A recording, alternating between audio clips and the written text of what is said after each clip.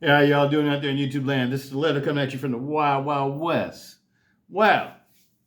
The second part at Mr. and Mrs. Sliver Liver 45. This is the second part of the question. Well, this is my second part of my answer to their question, should I say. But before we get started, Udo. Remember I told you I still had the knife that you made me? Here it is right here, buddy. My buddy Udo in Germany made this for me. I see he's back on the internet now. I made him a what do you call it? American lawman.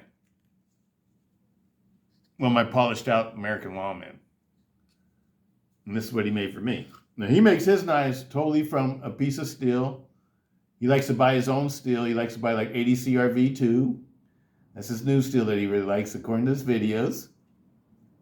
And he likes to make his own blades and stuff. Then he makes his own handles. This is coming from Udo. I just want to put that out there. So it's been one of my favorite knives for a long time. For like over, I don't know, about 10 years or something, Udo? How long have I had that? But anyway, here we go. Udo used to like to watch my channel way back when I first started, like about 2014 or something like that. So he's one of the old viewers, people. So when you see his name up there, you know he's been around. That's Udo. But anyway, I know they asked me to find blades that were 4 inches or smaller, or 4 inches or larger. Last time around, we did the 4 inches or larger ones, and we did the 4-inch blades. This time around, I'm doing my little bit smaller, but this one's almost 4 inches, but these two are 3.5 inches, and all these are 3-inch knives. And these are the ones I like that are in this size bracket. As y'all know, these are my top 3 right here. These are my top 3 that I like to carry every day to work. My favorite work knives are all 3 of them right here. 1, 2, 3. Those are my top 3. I know I made a new titanium one with the Tonto blade, but this one's my favorite. This one right here is still my favorite because it's lightweight. I like it because it's light, people. I'm being honest. It's one that I actually do like to carry. You know, all these are pretty much weigh about the same thing. All these 3. This one's the heavy duty one. It's my SOG XR. Kiku XR. Absolutely love the little Kiku. I got like 3 of these things. One of them I have that's all carbon fiber. But the one I like the best is the one with the steel. This is the first one I bought. Like, you know, it's always like that. Whenever I get the first knife, it's like the second ones are never as good as the first ones to me. But I love the carbon fiber one and everything too. I just like the way this one feels better. I like the way it operates. I just like the sounds that it makes. I just like the way it feels better. The other one is super lightweight though. So if you want a super lightweight one of these, I recommend the carbon fiber version. I think they call it the LTE version. Next up. Oh yeah, people. You know this one. The 80-20.5. This is one of my favorite all-time fidgeters right here. This one's gone to work with me a million times too. This is one of my favorite work knives too. I don't feel like carrying a smaller knife. Usually I like to carry the little bit longer knives though because I do food prep at work. You know, when I fix my own lunch at work or whatever because we eat on site. And I tend to like the little bit longer blade than a 3-inch blade for food prep, people. And I tend to, even though this one fits my hand very well, you know, I get a nice full grip on it. That's one of the things I like about this knife. It's one of the things sort of mandatory with me. I always like to have a full grip. I like to have a full grip. And this one does that job just perfectly. It's an excellent little box cutter, little cutter. You know, a little utility knife. Open up your mail at the post office. Absolutely love it, people. Absolutely love it. The 80-20.5. This one right here. This one I made not too long ago. This is my holdout. I think they call these a 3. It's a small holdout, 3-inch blade. And this one was modified with custom parts from, yeah, you guessed it, Rob at Snaggletooth MF. Him, Lucky and Rob hooked up, and this was my Christmas present from them. They gave me the I already had the knife, but they gave me the wave feature, the Snaggletooth, and the cog ring. Absolutely love it. It's a cool little knife. But this is one of my favorite little knives too. Now this one's not a fidgeter. This one, is made to be waved out of your pocket. I think it's a really cool little knife. All right. So what do you want to do next? You want to do fixed blades? Let's do fixed blades next. We'll end up over here last. Up next, yes, you got it. Demco Magna Cut. This has got to be one of my all-time favorite fixed blade knives out of all my fixed blade knives. Why? Because it's lightweight, it's easy to carry, it's still super tough.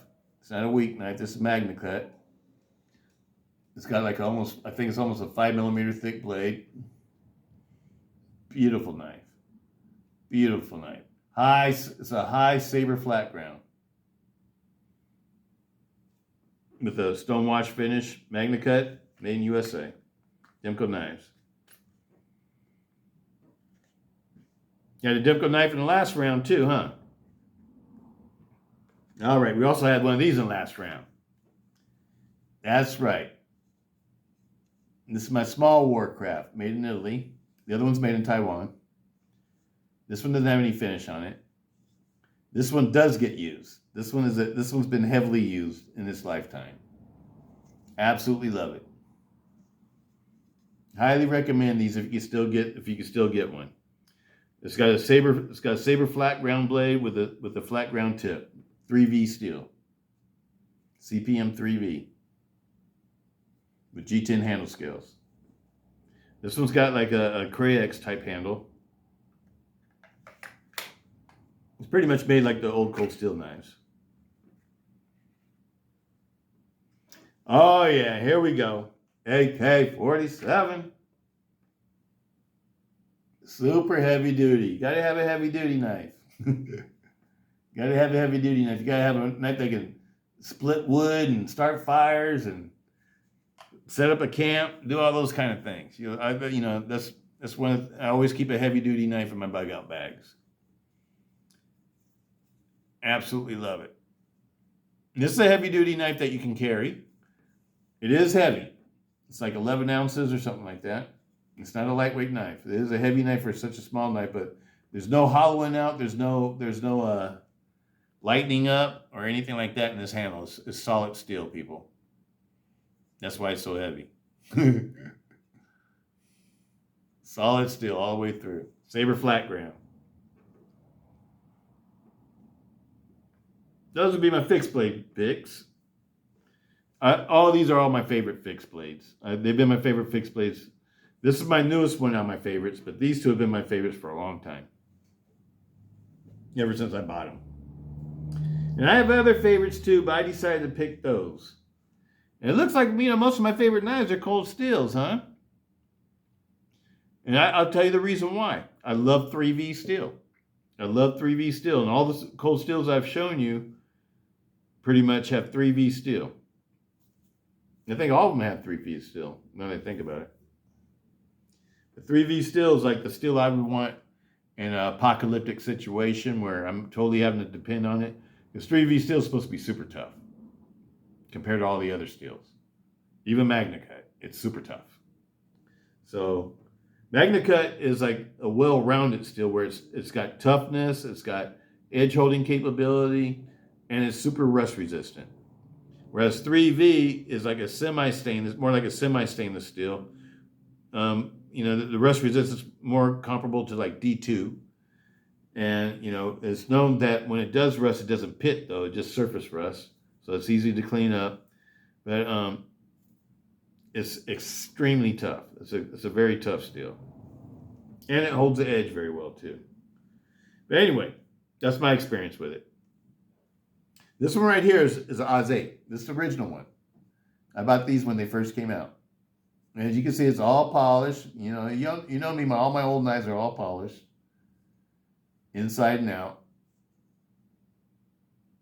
completely polished. Absolutely love it. This one is an Oz 10A with G10 handle scales. All these two have G10. This one is a CTS. Oh, wait a minute. Let me make sure I'm telling you the right steel. Yep, CTS XHP. CTS XHP.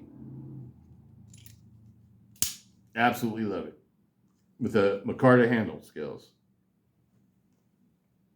All right. We got these all covered, huh? Let's get into these. Oh, yeah. The smoothest knife that I own, right here. That's the smoothest knife I own. Absolutely love this knife, people. Absolutely love it. I can't recommend it enough. And they gauge with the OG Goat and skiff bearing kit. OG Goat scale and skiff bearing kit. You can either get in titanium or aluminum. Personally, I think the titanium is beautiful. I think it is beautiful, and I love this. I love the audible sounds that the titanium makes when you open and close the knife. I've carried it to work a few times now, and to be honest, I'd rather carry this one. And it's all has to do with the weight, people. That's all it has to do with is the weight. The titanium one, I can't remember. I think it's like 7.3 ounces. This is 6 ounces, 5.9 or 6 ounces or something like that. It's a little bit under 6 ounces. And I absolutely love it. And it feels just as strong as the titanium one. It just feels lighter. And everything polishes out just as nice as the titanium one. It just feels lighter. This one has a silver colored metal or aluminum colored metal that's polished, whereas titanium is more like a goldish, yellowish color. So the color of the metal is different. I love both of them. I love both of them. Y'all know I love chrome. You see my motorcycle's all chrome. And I love gold. I love that titanium color too. I think that's a really nice color. This is 3.5-inch gauge with CPM S35VN stainless steel. Absolutely love it. It's one of my favorites, people. This is I don't want to say it's number one, number two, number three. That's what all these are. All these three right here are my three favorite knives. Three favorite knives to carry every day. And what I mean by every day is like when I go to work. These are my work knives. These are knives I like to carry to work. Absolutely love my MSI. I absolutely love. I've heard so much negative things about this knife, but you know what? It's an awesome work knife, people. I mean, it's just like straight up awesome. This blade is like a great utility knife blade. I'm not talking about, for self-defense or for fighting or anything like that. I'm talking about just for everyday use cutting chores. This is a great everyday knife.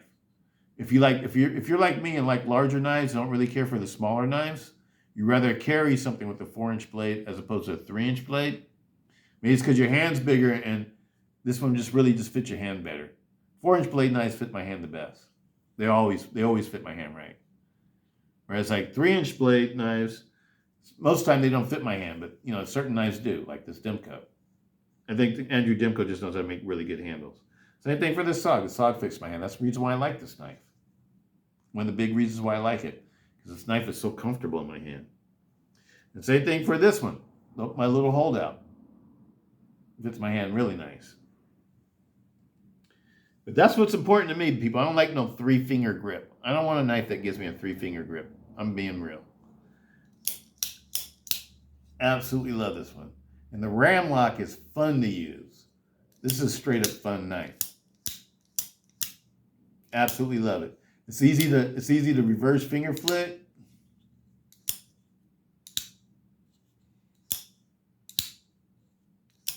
Look at that, no wrist, people. You know me, I'm just used to using wrist all the time. It's hard for me not to use the wrist. I'm trying my hardest to show you that this could be open without any wrist at all. But I've always used wrist because a lot of my knives you need to use a little bit of wrist, like the cold steel knives especially. But this knife is awesome. Absolutely love it.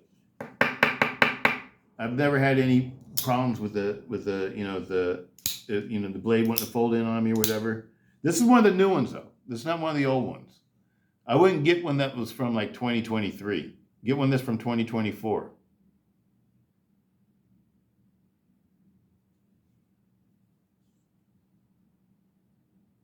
Did I say that right? I take that back. 2023 was last year, right? Okay. But the end of 2023, should I say? Because this one is, let me see what the date is. It was the end of last year when I got these.